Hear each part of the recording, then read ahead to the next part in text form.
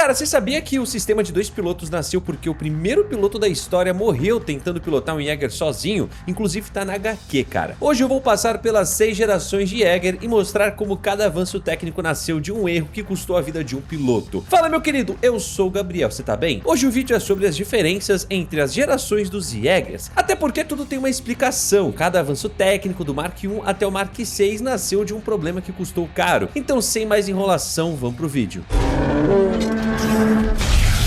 Pra gente entender a evolução dos Jägers, você precisa primeiro voltar até antes do Mark I.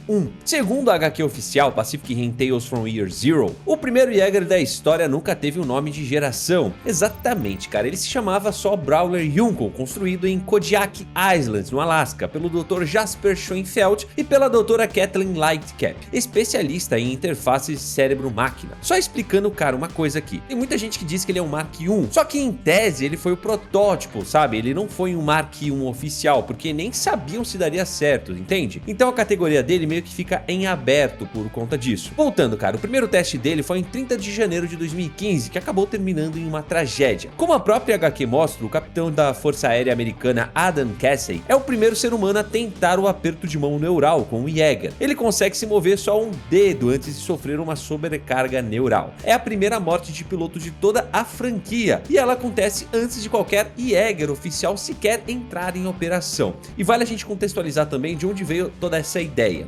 Segundo a mesma HQ, o próprio conceito de Jäger nasceu de uma reunião mundial em setembro de 2014, convocada depois de um quarto ataque de Kaiju em sequência, só que dessa vez em Sisden. É lá que o Dr. Jasper Schoenfeld apresenta a ideia de um robô gigante pilotado por humanos, como alternativa ao uso de armas nucleares contra os Kaijus. Uma ideia que, segundo o material de bastidores, surgiu observando o próprio filho brincando com um brinquedo de robô contra um brinquedo de monstro. A Organização das Nações Unidas aprova o financiamento, e é assim que o projeto chega às mãos da Kathleen Lightcap, especialista em interfaces cérebro-máquina, meses antes do primeiro teste fatal com Adam Casey. E aqui tá o ponto que poucos conectam, mano. E é exatamente essa morte que criaria o sistema de 2 pilotos que todo Jäger usaria dali pra frente. Semanas depois, o tenente Sergio Donofrio tenta de novo, sozinho, e consegue fazer o Jäger dar alguns passos antes de também sofrer uma convulsão. Só que dessa vez, a Kathleen reage na hora. Ela conecta o seu próprio cérebro ao do Sérgio através de um protótipo de Pons, o dispositivo neural que se tornaria padrão em todo Jäger construído depois. Ao dividir a carga mental entre duas mentes, o teste funciona e o Sérgio acaba sobrevivendo. Nasce ali então, literalmente em cima de uma morte, né, o conceito de drift compartilhado entre 2 pilotos, a base técnica de toda a franquia, do Mark I até o Mark VI.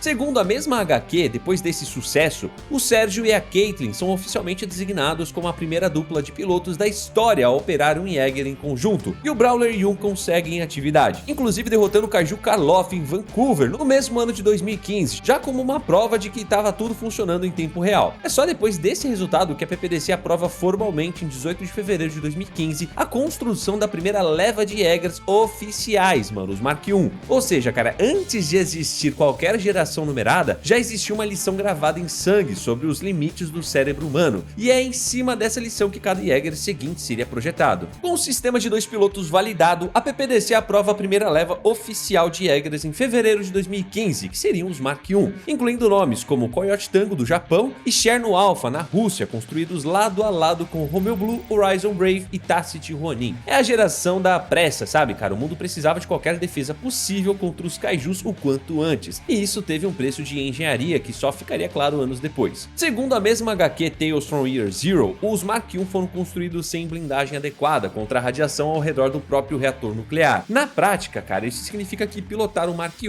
por tempo suficiente já era por si só um risco de saúde. Foi o que aconteceu inclusive com o Staker Pentecost e a Tamsin Sevier, pilotos do Coyote Tango. Anos mais tarde, como a gente vê no filme de 2013, o Staker revela estar gravemente doente por causa da radiação acumulada pilotando aquele mesmo Mark I. E a Tamsin recebe o mesmo diagnóstico de câncer, segundo a HQ, resultado direto da exposição ao reator sem proteção. proteção. E vale registrar também, cara, que como o Mark I era tecnicamente uma geração de soluções distintas, cada Jaeger recebe um design completamente diferente do outro, sem padrão fixo, já que a prioridade era colocar qualquer defesa em campo o mais rápido possível. O Cherno Alpha, por exemplo, aposta tudo em blindagem pesada e combate corpo a corpo à base do soco, sem nenhum tipo de lâmina. Um estilo que só faz sentido quando você lembra que essa geração nasceu antes da PPDC desenvolver armas mais refinadas, como as motosserras de plasma que apareceriam só nas gerações seguintes. Já o Coyote Tango, segundo o material de design da franquia, tem um visual inspirado no Gu Kanon, mano, do anime Mobile Suit Gundam de 1979. Romeo Blue e Horizon Brave completam essa primeira leva, cada um com um perfil de combate próprio, reforçando como desde o início a franquia nunca tratou Mark I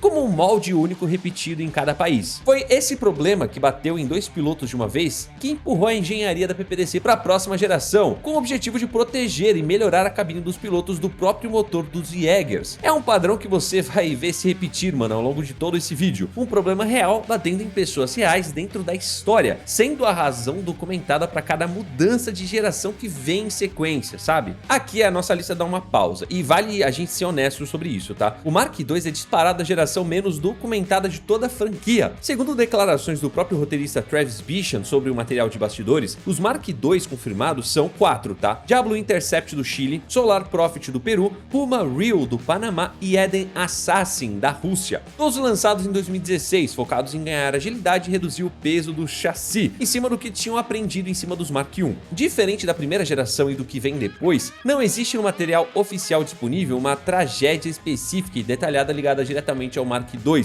Nenhuma HQ ou livro dedica um capítulo à queda de um desses 4 Jaegers do jeito que Tales from Year Zero dedica ao Brawler Yunko e ao Coyote Tango. Isso também não quer dizer, cara, que ninguém morreu pilotando o Mark II, tá? A guerra contra os Kaijus já vinha custando pilotos desde o início, só que essa geração específica ela acabou não ganhando o mesmo destaque narrativo do que as outras. E isso, curiosamente, também é uma pista sobre a mecânica toda dos Mark II. Eles parecem ter sido uma geração de ajuste fino, sabe? Não de reinvenção. E é exatamente por isso que ela quase nunca aparece quando alguém lista os Jaegers mais famosos da franquia. E mano, e até que faz sentido, inclusive cruzar isso com a cronologia oficial, segundo o material de produção, o programa Jaeger foi dividido em 5 levas anuais de lançamento, começando em 2015 e terminando em 2019. 6 Mark I lançados em 2015, os Mark II em 2016, os Mark III em 2017 e os Mark IV e V fechando o ciclo em 2018 e 2019. Então, mano, o Mark II ocupa exatamente o espaço de um ano de transição entre a prece inicial do Mark I e a resposta mais elaborada do que viria com o Mark III. Um ano em que a PPDC parece ter focado em estabilizar o que já existia, ao invés de resolver o problema estrutural da radiação de uma vez. Então o Mark III chega em 2017, com a resposta direta ao problema que matou Thompson Sevier e adoeceu o Staker Pentecost. O Compod, a cabine onde ficam os pilotos, passa a ser destacável do corpo do Jaeger. Segundo o livro Pacific Rim Man, Machines and Monsters, em Jaegers nucleares como Gypsy Danger, manter a cabine grudada no corpo por longos períodos expõe os pilotos à radiação do reator sem necessidade. Com o Compod já destacável, a cabine só se conecta ao corpo na hora do combate, reduzindo drasticamente o tempo de exposição. E é por isso que o design do Gypsy Danger ganha aquelas abas grandes saindo dos ombros, criadas justamente para tentar proteger a base do pescoço, onde a cabine removível se encaixava no corpo. Só que resolver o problema de radiação não resolveu o problema seguinte: a blindagem física da própria cabine continuava vulnerável ao ataque direto. Como a gente viu no filme de 2013, é exatamente isso que acaba matando o Yancey Becht, que é o copiloto do Gypsy Danger e irmão de Rayleigh. Durante o primeiro combate contra o Knifehead, o Kaiju acaba rasgando o Compod com a garra, matando o Yancey na hora e forçando o Rayleigh a assumir sozinho o hemisfério que o irmão controlava no meio da batalha. O Mark III tinha resolvido um problema, que seria a radiação,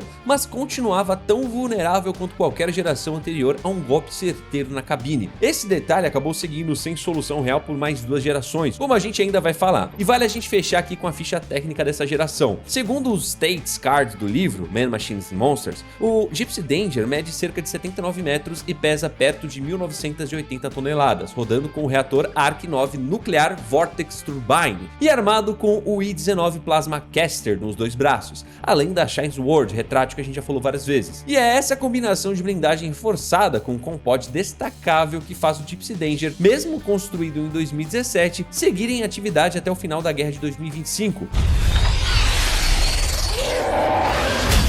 o Mark IV já chega abandonando o reator nuclear. O Crimson Typhoon, o nome chinês dessa geração, roda com o chamado I-9 Midnight Ore Plasma Field, que é um sistema de energia mais leve e mais digital, sem o risco de radiação que marcaram os Mark I e ainda preocupavam os Mark III. Só que essa geração também traz uma inovação que parece à primeira vista só um detalhe de curiosidade. O Crimson Typhoon tem 3 braços e por isso precisa de 3 pilotos dividindo o drift ao mesmo tempo, ao invés do padrão de 2. E é justamente essa inovação, mais pilotos dividindo um pod só, que expõe o custo mais alto de toda essa lista até aqui. Como a gente viu no filme, durante a batalha de Hong Kong, a Kaiju Otashi esmaga o pod do Crimson Typhoon com a cauda, matando os 3 irmãos Wei Tang de uma vez só. O Mark III tinha mostrado que a cabine seguia vulnerável a ataque direto. O Mark IV, ao colocar 3 pilotos no mesmo ponto exposto, transforma essa vulnerabilidade antiga em uma tragédia bem maior. Agora um golpe certeiro não mata um dos pilotos, acaba matando os 3 de uma vez. E vale a gente registrar a ficha técnica dessa geração. Segundo o mesmo livro de bastidores, o Crimson Typhoon mede cerca de 76 metros e pesa perto de 1.700 toneladas. Construído em Changzhou, na China, e lançado em agosto de 2018. O golpe mais reconhecível dele, batizado de Thundercloud Formation,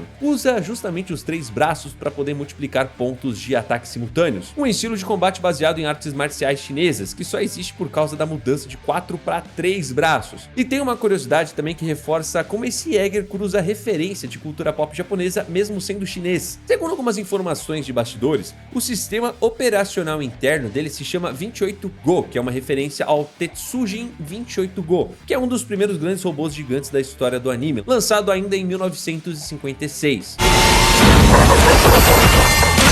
O Mark V é, segundo o próprio material da franquia, a geração mais avançada do primeiro ciclo de Jägers. O Striker Eureka da Austrália é o Jäger mais rápido e com mais kaijus abatidos até aquele ponto da guerra, rodando com o motor X-16 Supercell Chamber, outra fonte de energia que também não era nuclear, ainda mais refinada do que os dos Mark IV. E é por causa desse histórico de eficiência que o Marechal Staker Pentecoste escolhe justamente o Striker Eureka para poder carregar a bomba termonuclear até dentro da brecha, na missão final batizada de Operação Fosso. Só que o mesmo avanço que faz o Mark V ser tão rápido e tão digital, também cria a vulnerabilidade mais perigosa da lista até aqui. Como a gente viu no filme, durante a batalha de Hong Kong, o Kaiju Letterback dispara um pulso eletromagnético que desliga completamente o Striker Eureka em pleno combate, deixando o Herc e o Chuck Hansen paralisados dentro da cabine, prestes a serem mortos, e só salvos porque o Gypsy Danger chega a tempo. E aqui tem um detalhe que pouca gente repara. O próprio material de acompanhamento do filme descreve o Gypsy Danger como um Jäger de sistemas majoritariamente analógicos, o que faz o mesmo pulso eletromagnético simplesmente não ter o que desligar nele. Então, mano, o Mark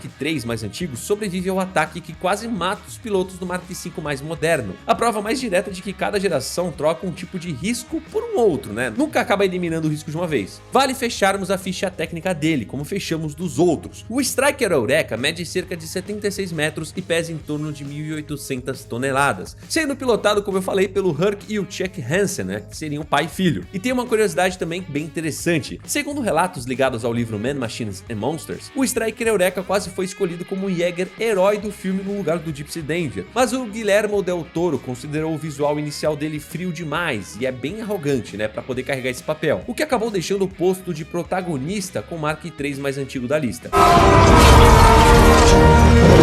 Depois do fim da guerra em 2025, com a brecha fechada, o Mark VI nasce numa era de paz, sem a pressão de ter que construir os Jägers às pressas, e isso aparece no resultado. Segundo os materiais de Pacific Rim Uprising de 2018, o Mark VI troca de vez o modelo nuclear e o modelo digital das versões anteriores por sistemas ainda mais avançados. O Gypsy Avenger, sucessor direto do Gypsy Danger, carrega uma dupla turbina de vórtice, um sistema de arremesso gravitacional que usa o próprio ambiente urbano como arma. Ao lado dele, a Saber Athena e o Guardian Bravo completam o núcleo de Jägers realmente Mark VI, enquanto o Bracer Fênix, apesar de lutar lado a lado com eles, é na verdade um Mark V mantido em atividade, o que mostra que nem toda a frota da PPDC foi substituída de uma vez, mesmo depois de uma nova geração estar disponível. E é justamente na era mais avançada tecnologicamente que aparece o problema mais grave de toda essa lista. A Shaw Industries desenvolve um programa de Jägers drone, pilotados remotamente por uma inteligência mais automatizada, com menos dependência direta de pilotos humanos dentro da da cabine. Só que, como a gente viu nos filmes, é exatamente essa automação que os precursores usam para poder infiltrar cérebros de kaiju dentro do corpo desses drones, o Obsidian Fury, que ataca a cúpula da PPDC em Sydney e quase mata o Jake Pentecost e a Nate Lambert dentro do Gypsy Avenger, antes de ser realmente finalizado na Sibéria. O Mark I